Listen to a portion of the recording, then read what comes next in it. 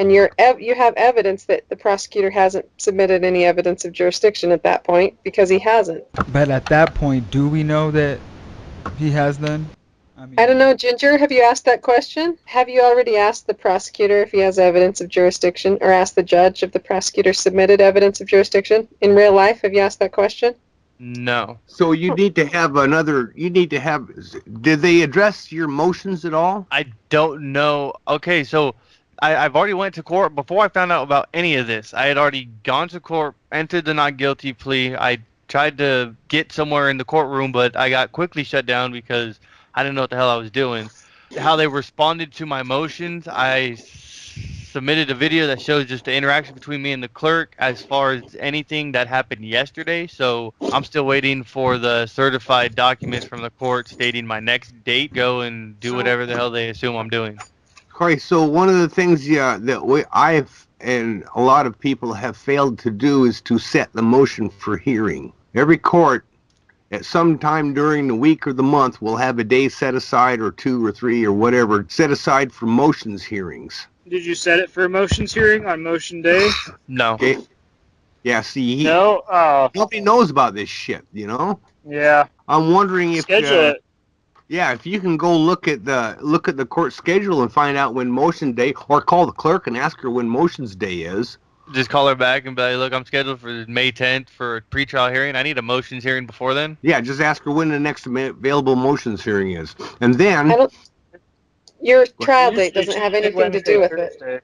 Well, no, I'm not knowing a trial date. They're just saying that my... Pretrial. Yeah, that's the next date that they allegedly have given me pending the judge's signature to go back to them. I'm just saying your pre-trial date or whatever date you have has nothing to do with the motions hearing, so you don't even have to bring that up. Just, yeah. I submitted some motions, and I'd like to schedule them for hearing. Yeah, other than to say, well, this is a little bit time constraint. I got a pre-trial on the 10th, and I want to get this motion heard before then, you know? That might make them more inclined to, if they were inclined to help you at all, to schedule it at the next available. And what do you do when you walk in there and to this motions hearing and say, and the judge says, we're here to hear a motion from Ginger to hear a motion from Ginger. Ginger, would you like to make some oral or argue your motion? Yes, sir. I have a motion to... No, sir. No, sir. No, sir. My motion contains everything that I need to say. If you have any questions, I would be more than happy to explain anything that I can. That anytime you make oral arguments about your motion, your oral arguments supersede the motion, the written motion. Oh, so I don't want to counteract any of that shit that's on that paper. You don't want to modify it. I'm not sure how that works, but you would think that if you scheduled it for a hearing, that would prod the prosecutor to make a or reply to the motion, you know, reply in opposition to the motion, to whatever the motion is that you submitted, because then he could get his in there too, and then we can discuss it, can't we? So I got to get a motions hearing in now. Yeah, it shouldn't be too hard. I don't know. Like I said, I learned about it after I did all my shit, you know. So if they go there, they ask me about it. Would you like to make anything? No, the motion speaks for itself. I'm here to answer questions answer any clarifying questions you may have on it. Oh, that's tricky. Now I have to know what questions to actually answer and what to hold back. Hey, you know the motion. Motion to dismiss? Yeah, whatever it is, whatever motion you put in there, you wrote, son of a bitch. You know what it's all about. If they have any questions about the wording or the content of the motion, they're fucking stupid. Oh yeah, we were kind of out in left field. We got off on a sidetrack about motions and how to submit them and how to schedule them and all that shit. So, is the judge back yet? Take that as a no.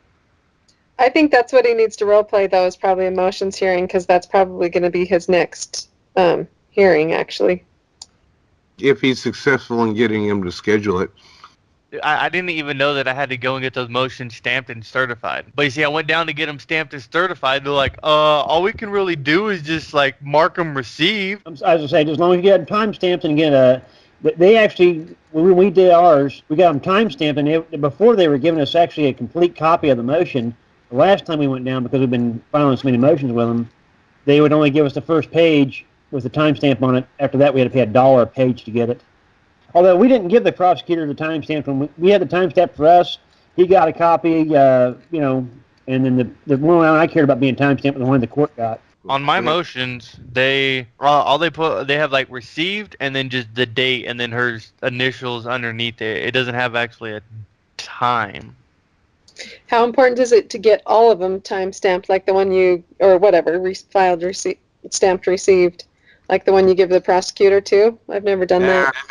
Screw him. He can figure it out himself. You're sending him a copy, and that's what you write on that little certificate of service in the back there, which you have to include with your motion to the court too, so that they're assured that the prosecutor's not left hanging in the breeze about it. Right. So what you need to do is tomorrow go down, or just call the clerk's office and ask them about the procedure for scheduling a motion. You don't even have to tell them who you are and you got a motion in there already.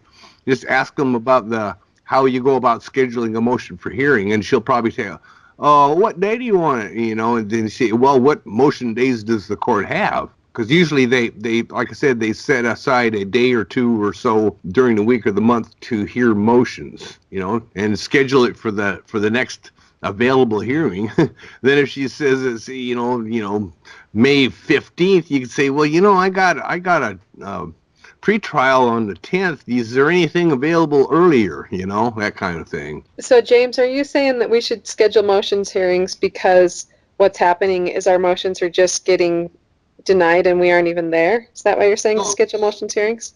No, they're just getting sat on. To be, heard at their convenience instead of yours. I mean, if you go in there with a motion to dismiss for lack of jurisdiction or something like that, well, then that would obviate the need to go to a pretrial conference, right, or hearing, or a trial at all. And you should have the right to be able to get the information from that denial or granting of that before you have to prepare for the next thing. Yeah, I don't think they have to give you a reason. We always request full finding of facts and conclusions of law, and it usually ends up because I said so, I snuck in. The motion of the day is that I'm trying to prep for whatever I have coming next. I guess we've already assumed that I will be calling to try to schedule a motions hearing. So I guess we're trying to prep me for the interaction for that. Dr. Graves in his jurisdictionary thing says that when you file a motion, you set the motion for hearing or leave it up to the court. And if you want to get it heard timely, you schedule it for a motions hearing on a particular day set certain that the court sets aside for motion hearings. Does that agree with what you're talking about or what you've heard? Again, I'm not a ceremonies guy, but it would make sense to me that a motions hearing would be before trial. And that if a trial was scheduled, with, juror involved, it would be light and expedient to schedule it to be before that so that no one's inconvenienced. I'm okay with my motion being granted without a hearing. I've already included the arguments in the motion. It would depend if there is opposition, if it's opposed or not. If it's unopposed. Can the prosecutor make a verbal opposition to the motion? Well, see, why not? He's communicating. Any communication shouldn't be ignored. I don't know. This is just talking. So when you talk to the clerk, would you say, if this is opposed, I would like to please contact me. I'd like to schedule a motions hearing?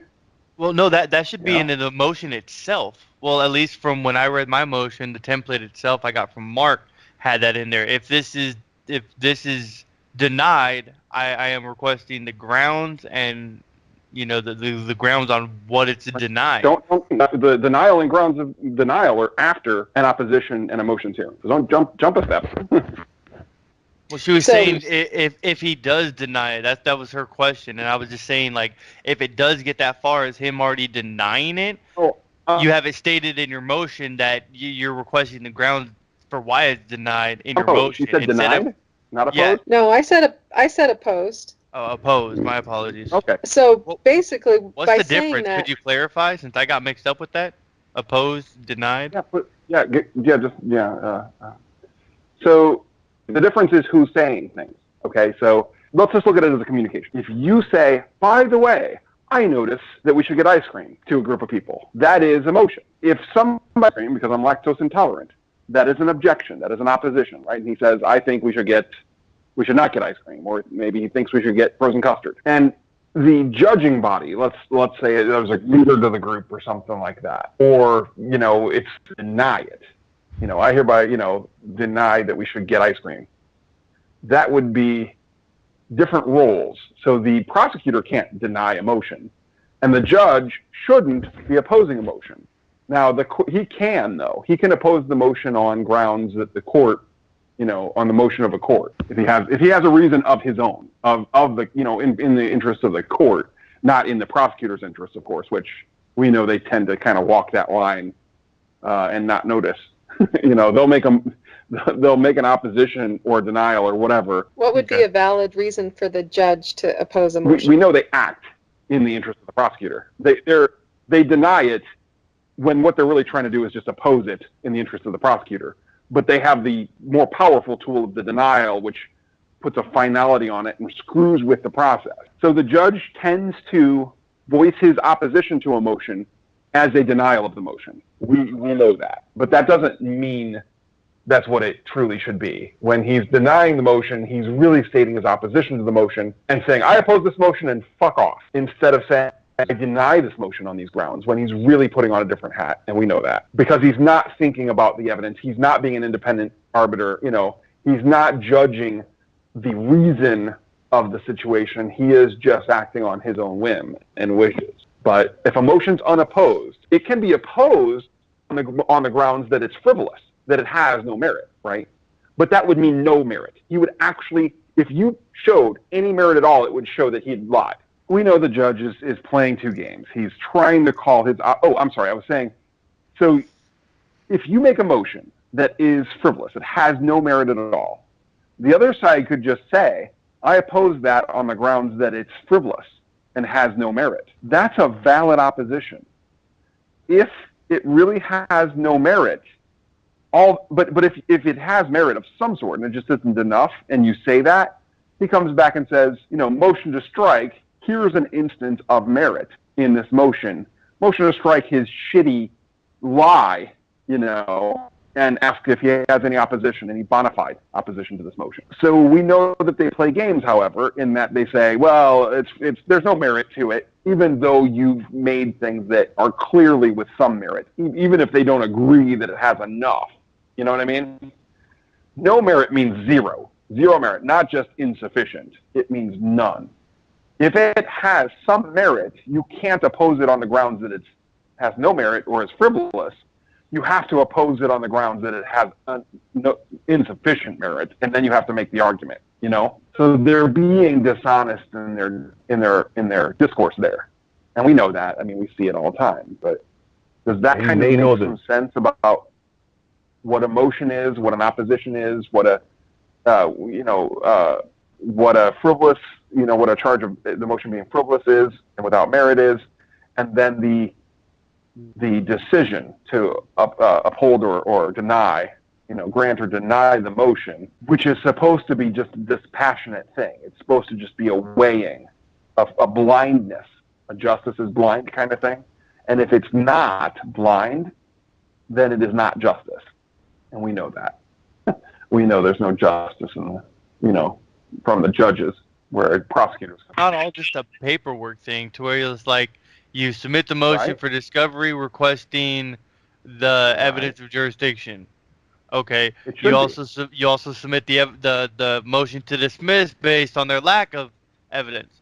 Now you send it to them, like, oh yeah, we deny it, and then you're like, okay, well this guy denied it, but I know this is correct, so send it to the guy higher than him, instead of having to drag you into the courtroom. Agreed, it should be. Except that there is the opportunity for what's called a hearing. The opportunity to fix any troubles in the paperwork and confusions in the paperwork. What they do is they take this right to that and turn it into a burden and a charade. They take this right to a hearing where you flush out any miscommunications and turn it into an opportunity to create miscommunications. because people are usually very bad at verbal communications and horrible at knowing when not to do verbal communications and just to stand on the written word and not to amend what they've said and screw themselves up. We tend to go in there and re-argue our motions and amend the living hell out of them and say a completely different thing than our motion. I mean, I've heard recordings, and I probably even heard in person, people go up there and say, basically what my motion is blah, blah, blah, and fuck all. Oh my God, that's the dumbest thing you could do. And then, because the judge can tear up your motion and throw it in the garbage can as soon as you say that, because that writing is no longer valid. It has been superseded by a new motion, a verbal one, with no punctuation, no supporting document, no nothing. And he can say, I can't make sense of that. I don't know where the punctuation is. You've been unclear. I deny it for vagueness, for unintelligibility. And then he can go to you, he can make that note maybe, and go to you. I don't need to tell you why. You already know why. You were there. You know it's unintelligible. You know you stammered or restarted your sentence or whatever the hell happened. It's insane. So they ask you if you want to make any statements on your motion, be like, no. Yeah. Well, I mean, you don't want to deny clarification if they need it. It's like, well, is there anything that's unclear, or is there any opposition to the motion that I should be aware of? That is powerful. Guys. Yes. I did that with my motions, and he just immediately denied them all. The prosecutor did not. Sorry, you did. When you say that, what do you mean by that? When I asked them if there was anything that was unclear in the motions, the prosecutor stood mute, and the judge denied them all. Okay, that's a separate step, and the denial is I mean, we know that they do that, of course, and it's a game. They're playing a game to screw you over and thwart any progress that you should be making, right? Even if you have a valid argument, they don't care. They want to deny a valid argument more than anything. So I understand. Okay, so by that you mean you asked if he needed clarification. That's one thing. And was there any opposition to your motion? No, he didn't have any. Okay, and did the judge, and I understand this is after the fact, but are the merits clear in the motion? Did the judge see that there was at least some merit mentioned in the motion? Did he agree that there was at least something of merit in the motion? He didn't say, he just denied them. Of course, because he wants to write on the idea that there's no merit to be found in the motion. An unopposed motion, even with the tiniest bit of merit, should be granted. It's not a matter of even discretion. If it's established that there's some tiny element even of merit and there's zero opposition, the justice scales don't go to the prosecutor. You know what I mean? That's the crux of it. I don't care if he feels it's minuscule, a grain of sand worth of merit. If he wants to say there's zero merit, that's a rough judgment to stand behind. But he's not even bothering to substantiate himself that much. He's wanting to say, oh, I've listened, fuck off. That's all he's wanting to say, right? The prosecutor knows that there's this heavy bias. This judge wants to hand him everything. The only time that the judge will find in your favor is if you have overwhelming weight against him. The default is that it goes to the prosecutor. We know that.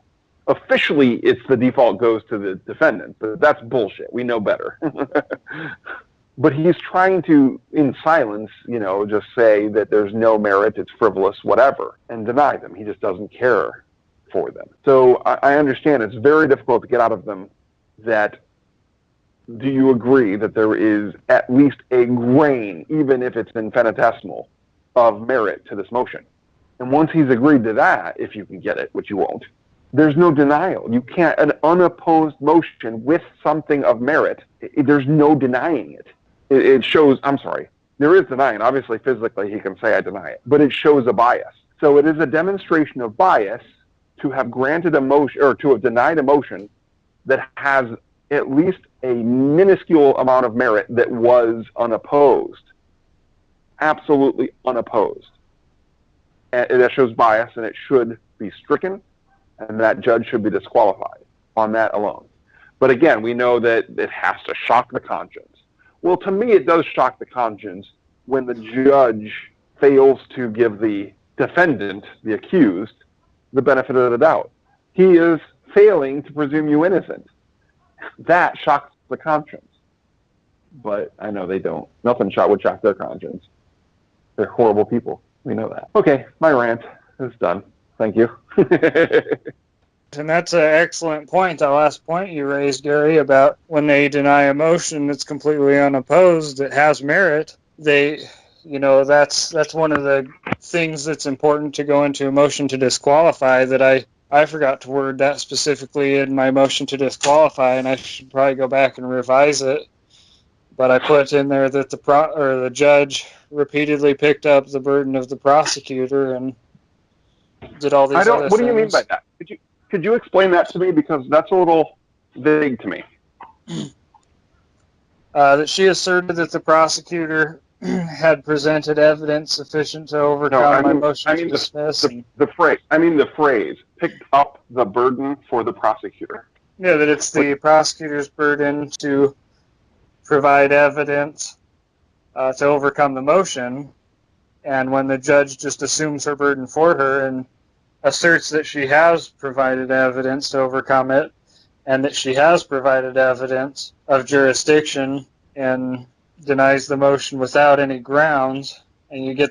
No. When you say picked up the burden for the prosecutor, to me that kind of indicates that he met the burden for the prosecutor, like he did the job for him, which is a little different than saying he ignored the burden.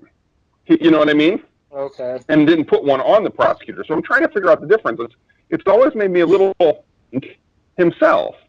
So I've been trying to figure out, and I should ask him when I'm talking to him sometime, but it's usually like either on a show or something like that, where it's not easy to just, change gears into something like that, But wouldn't that mean he picked up that chore and did it?